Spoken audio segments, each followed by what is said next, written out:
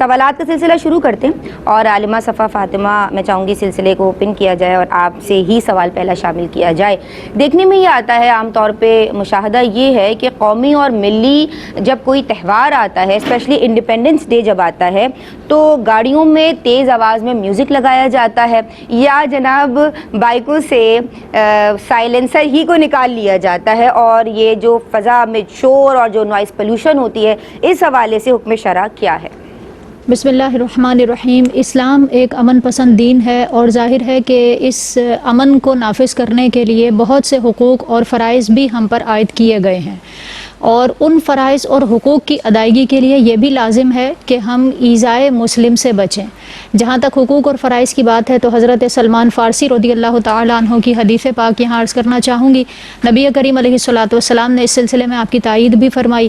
آپ فرماتے ہیں کہ اِنَّ لِرَبِّكَ عَلَيْكَ حَقًّا وَإِنَّ لِنَفْسِكَ عَلَيْكَ حَقًّا وَلِأَهْلِكَ حَقًّا.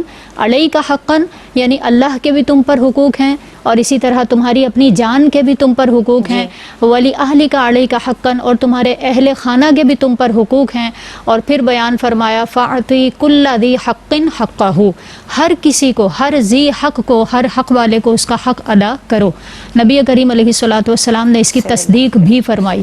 اس سے معلوم یہ ہوتا ہے کہ اگر ہم اپنے معاشرے میں امن کو قائم رکھنا چاہتے ہیں تو ضروری ہے کہ ہم اپنے فرائض کی اور اپنے حقوق کی ادائیگی کریں. یعنی اپنے فرائض کی ادائیگی کریں گے تو ظاہر ہے کہ اس کے ضمن میں کسی نہ کسی کا حق ضرور ادا ہوگا. پھر اسی کے ساتھ یہ بھی ذہن میں رکھیں کہ جب حقوق اور فرائض کی بات آتی ہے تو بنیادی چیز اس میں یہ بیان کی جاتی ہے کہ ایذائے مسلم سے بچنا. مسلمان کو جن کے حقوق ہمارے ساتھ وابستہ ہیں ان کو ایذا نہ دی جائے، اور ایذا سے بچنے کی حتی الامکان کوشش کی جائے. یہ بھی ہماری شرعی ذمہ داری ہے. پھر اگر یہ سائلنسر کی بات کی جائے یا پھر گاڑی میں بلند آواز سے میوزک کو چلانا، یہ اس موقع پر ہو یا کسی بھی موقع پر ہو، ابھی ہم نے یہ بات کی کہ اپنی بھی جان کے حقوق ہیں اور دوسروں کے بھی حقوق ہم سے وابستہ ہیں. بالکل.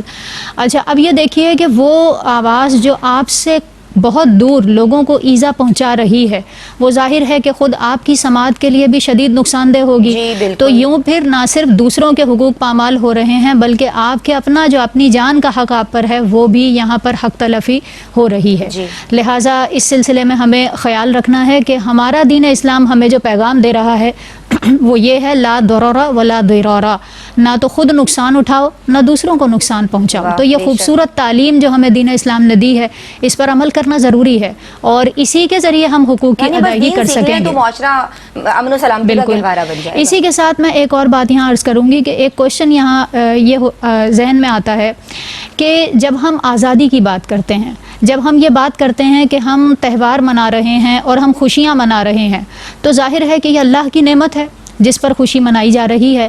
تو جب نعمت ملتی ہے تو دین اسلام ہمیں اس کے لیے بھی اسلوب بیان کر رہا ہے کہ کس طرح اس نعمت کا حق ادا کیا جائے اور کس طرح اس کا شکر ادا کیا جائے. کیونکہ جب نعمتوں کا شکر ادا کیا جاتا ہے تو ان نعمتوں میں اللہ رب العزت اضافہ فرماتا ہے. پھر اس کا طریقہ کیا ہے؟ دعا بھی کی جائے، استغفار بھی کریں، صدقہ و خیرات بھی کریں، اور اپنے جان اور مال کو اس طرح صرف کیا جائے کہ کسی بھی طور اس میں شرعی اعتبار سے کوئی قباحت لازم نہ آ رہی ہو. لہٰذا ہمیں ہمارے لیے یہ بھی ضروری ہے کہ ہم ان تمام چیزوں سے بچتے ہوئے، چونکہ یہ ہماری شرعی بھی ذمہ داری ہے، قومی، ملی، اخلاقی، ہر طرح کی ذمہ داری ہے کہ ہم خود کو بھی ایذا سے بچائیں اور دوسرے مسلمانوں کو بھی ایذا سے بچائیں. لہٰذا ان تمام چیزوں سے بچنا ضروری ہے. ماشاءاللہ، بڑی خوبصورت گفتگو آپ نے فرمائی.